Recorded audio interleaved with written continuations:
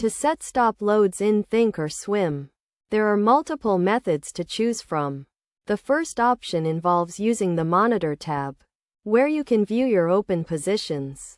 Right-click on the desired position and select Create Closing Order. From the drop-down menu, choose the option that includes a stop, and a new order window will open, allowing you to set your stop-loss price. Alternatively, you can use the Active Trader feature, located on the right side of the Charts tab.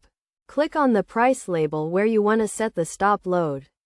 Then click the Edit button to change the order type to a stop load. A third method is available through the Thinkorswim mobile app, where you can open the stock ticker, pull up the ticker you are trading, and tap on either the buy or share option to open the order window. From there, you can modify the order type to a stop load and specify your desired stop price. Regardless of the method chosen, these steps will enable you to add stop loads in Thinkorswim.